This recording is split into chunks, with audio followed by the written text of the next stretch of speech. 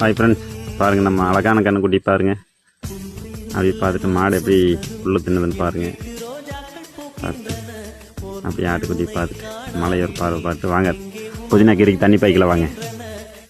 பாருங்கள் நம்ம புதினா கீரை எப்படி இருக்குன்னு பாருங்கள். புதினா கீரை எப்படி பசுமையாக வரணும்னா டிஏபி யூரியா கொஞ்சம் கலவை பண்ணி நல்லா தண்ணியில் கரைச்சி வச்சிங்கன்னா எவ்வளோ பசுமையாக வருங்க. பாருங்கள், இது அறுவடைக்கு தயாராக இருக்கிற கீரை. இது கிட்டத்தட்ட அறுவடையாகி 30 நாள் ஆயிடுச்சுங்க. 30 நாளைக்கு ஒரு அறுவடை. அப்படியே பாருங்கள், மழை வரும் போல் இருக்குது. நம்ம ஊரில் பயங்கரமான மேகமூட்டமாக இருக்குது. மழை வரும் போல் இருக்குங்க. புதினா பார்த்திங்கன்னா 30 நாளைக்கு ஒரு அறுவடையாக இருக்கும். பார்த்திங்கன்னா இந்த அளவுக்கு தலைஞ்சு வந்தால் அறுவடைக்கு தயார்னு சொல்லலாம். பாருங்கள், இது வந்து இப்போ அறுத்துவிட்டு 10 நாள் ஆச்சுங்க. 10 நாளான கீரை எப்படி தான் இருக்கும். இப்போ வந்து இதுக்கு டிஏபி யூரியா